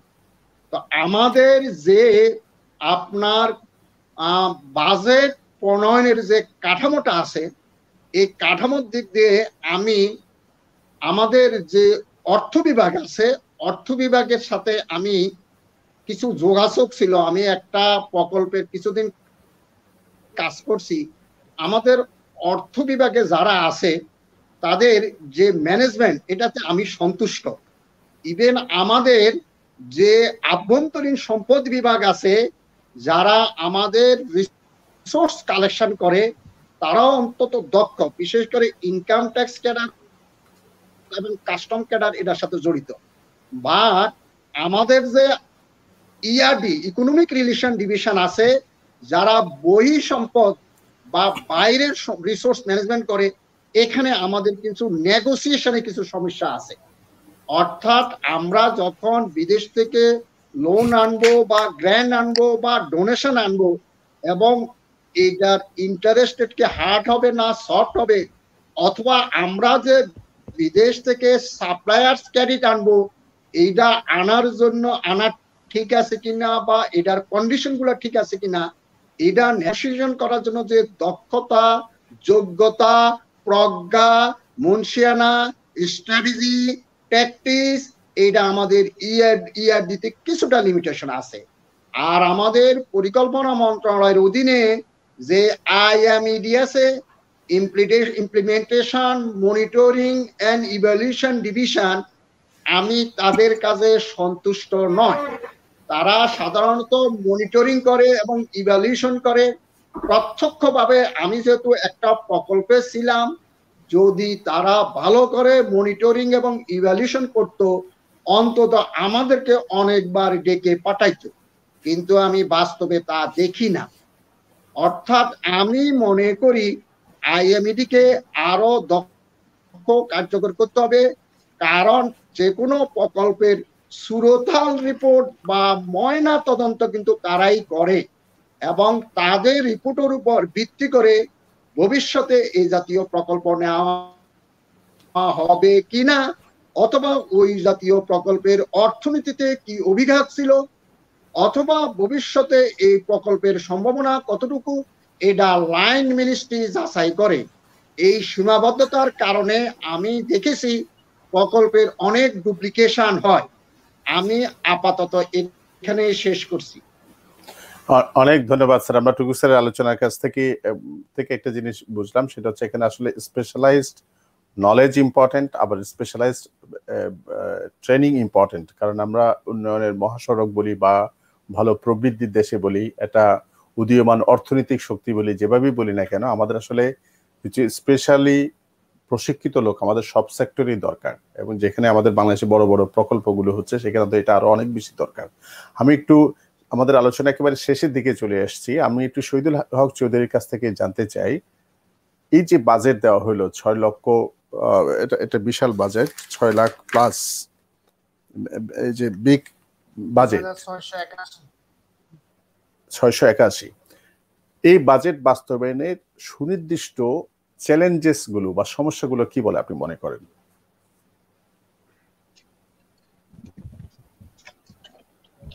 ধন্যবাদ। আমরা সবাই জানি সারা বিশ্বে কিন্তু এক বিশেষ পরিস্থিতির মধ্যে অর্থনীতি পরিচালিত হচ্ছে। যে প্যান্ডেমিকের মধ্যে আমরা যাচ্ছি, করোনা মহামারী, বাংলাদেশও কিন্তু এর বাইরে নয়। অলরেডি আমরা অর্থ বছরের শুরুর প্রথম দিক নিয়ে আমরা একটা সর্বাত্মক লকডাউন দিকে যাচ্ছি। এই লকডাউন বাংলাদেশে ডেল্টা ভেরিয়েন্টের যে সংক্রমণ বেড়ে চলছে, এই প্রেক্ষাপটে যে অর্থ বছরের শুরুটাই শুরু হচ্ছে সর্বাত্মক লকডাউনের মধ্য দিয়ে।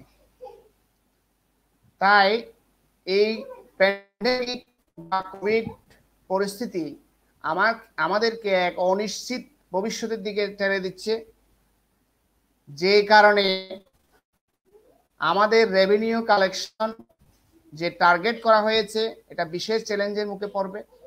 যদি এই করোনা পরিস্থিতি, যদি রেভিনিউ কালেকশন যদি আমাদের টার্গেট অনুযায়ী না হয়, সেক্ষেত্রে আমাদের বিভিন্ন অর্থায়ন চ্যালেঞ্জের মুখে পড়বে। সংশোধিত বাজেট আমাদের যে সম্পূরক বাজেটের মধ্যে কাটছাড়ের মধ্যে পড়ে যাবে। মেগা প্রকল্পগুলো অর্থায়ন যদি বিলম্বিত হয়, তাহলে প্রকল্পের মেয়াদ বাড়বে।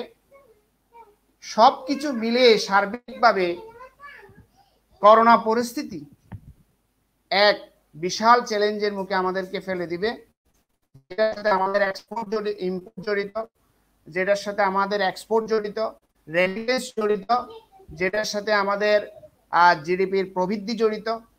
জিডিপি প্রবৃদ্ধি যদি কাঙ্ক্ষিত না হয়, রেভিনিউ কালেকশন কাঙ্ক্ষিত হবে না। রেভিনিউ কালেকশন কাঙ্ক্ষিত না হলে প্রজেক্টের অর্থায়ন বা এডিপি বাস্তবায়ন বিশাল হুমকির মধ্যে পড়বে। এটা তবে আমাদের সরকার সার্বক্ষণিক নজরদারি দিচ্ছে। একটা আমাদের আশার কথা হচ্ছে সবকিছু মিলিয়ে মধ্যবর্তী যদি অনেক কিছু চিন্তা ভাবনা করে যদি ব্যালেন্স করতে পারে, প্রণোদনা যথাযথভাবে বাস্তবায়ন করতে পারে, সেই ক্ষেত্রে কৃষিকে ধরে রাখতে পারলে আমরা আমাদের কাঙ্ক্ষিত প্রবৃদ্ধি অর্জন করতে না পারলেও কাছাকাছি ধরে রাখতে পারবো। কারণ এক্সপোর্টের মাধ্যমে বা আমদানির মাধ্যমে আমাদের ট্রেড ব্যালেন্সের যে ঘাটতি হবে সেটা আমাদের কৃষির মাধ্যমে, কৃষি যে অর্থনীতিকে টিকিয়ে রাখছে, কৃষিভিত্তিক শিল্প, কৃষি, এই জিনিসটাকে যদি আমরা ধরে রাখতে পারি তাহলে প্রবৃদ্ধি হয়তো লক্ষ্যমাত্রা অর্জন করতে না পারলেও আমরা কাছাকাছি পৌঁছাতে পারবো বলে আমি বিশ্বাস করি। এরপরেও সরকার কিন্তু গতবারের মতো যদি প্রণোদনা ঠিক সময়ে যথাস্থানে যত উপযুক্ত সময়ে যদি প্রণোদনা অর্থ ছাড় করতে পারে, প্রণোদনা দিয়ে অর্থনীতিকে টিকিয়ে রাখতে পারে, আমরা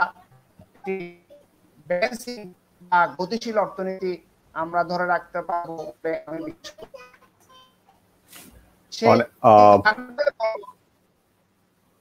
সার্বিকভাবে বলবো আগামী ভবিষ্যৎটা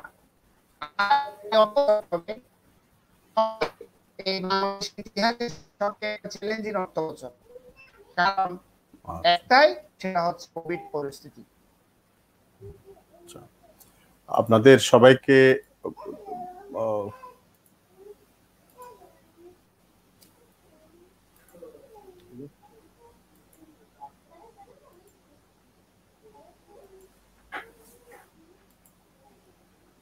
হ্যালো, আমরা এই যে টুকু স্যারকে কিছু যুক্ত করবেন আমাদের এই বাজেট বাস্তবায়নের প্রবলেম নিয়ে। আমাদের যে চ্যালেঞ্জটা বলছেন, আমি যদি 2 মিনিট সময় দেন আমি চ্যালেঞ্জটা বলবো। এক নম্বর চ্যালেঞ্জ হলো রাজস্ব, এক নম্বর চ্যালেঞ্জ হলো রাজস্ব আহরণের সমস্যা হতে পারে। টুকু স্যার, জিডিপি রেশিও বৃদ্ধি করা। 3 নম্বর হলো বেসরকারি বিনিয়োগটা বৃদ্ধি করার চ্যালেঞ্জ। আর নেক্সট হলো সরকারের যে পলিটিক্যাল ইকোনমি আছে, এই পলিটিক্যাল ইকোনমিটা যাতে ক্রনি ইকোনমিতে রূপান্তরিত না হয় সেটাকে সরকারকে গভীরভাবে খেয়াল রাখতে হবে এবং পাবলিক এক্সপেন্ডিচার ম্যানেজমেন্টের গুণগত মান সংরক্ষণ, বৃদ্ধি, ফ্লারিশ করতে হবে, হিলিং করতে হবে, কেয়ারিং করতে হবে। ধন্যবাদ। অনেক ধন্যবাদ স্যার। আমরা আজকে আলোচনা শুরু করতে আমাদের টেকনিক্যাল কারণে 11 মিনিট দেরি হয়ে গিয়েছিল, সেজন্য আমরা এটার খেসারত দিতে গিয়ে পরবর্তীতে আরো 16 মিনিট আমাদেরকে অতিরিক্ত করতে হয়েছে। আপনারা আমাদের সবাইকে সময় দিয়েছেন, জনাব এমডি সাজ্জাদ হায়দার স্যার, আবু নাসের টুকু স্যার এবং শহীদুল হক চৌধুরী আমার বন্ধু। আমি সবাইকে ধন্যবাদ এবং কৃতজ্ঞতা জানাচ্ছি। আমাদের প্ল্যাটফর্মে সাজ্জাদ হায়দার স্যার এবং শহীদুল হক চৌধুরী এই প্রথম আসছেন মার্চ ফরওয়ার্ডে। আমাদের আবু নাসের টুকু স্যার আগে এসেছিলেন। আপনাদের দুজনকেই, নতুন আসা দুজনকে বিশেষ করে শুভেচ্ছা জানাচ্ছি মার্চ ফরওয়ার্ডের পক্ষ থেকে, কৃতজ্ঞতা। আমরা আশা করি march forward, free coaching for BCS and others এই প্ল্যাটফর্মে তরুণদের জন্য, বিশেষ করে সুবিধা বঞ্চিত গ্রামীণ জনপদের ছাত্রছাত্রীদের জন্য এবং ক্যারিয়ার এক্সপেক্টেন্ট যারা আছেন তাদেরকে সহায়তার জন্য মার্চ ফরওয়ার্ডের যে অগ্রযাত্রা, সেখানে আপনাদের সহযোগিতা আমরা সামনেও আপনাদেরকে পাবো, আপনাদের সহযোগিতা পাবো সে আশাবাদ রাখি। এবং আমাদের আজকের এই লাইভ প্রোগ্রামে যারা ছিলেন মার্চ ফরওয়ার্ডের সম্মানিত সদস্যবৃন্দ এবং আউটসাইডার্স, তাদের সবাইকে বিশেষ কৃতজ্ঞতা জানিয়ে আজকের মতো এখানে শেষ করছি। আল্লাহ হাফেজ। ধন্যবাদ। আপনাকে।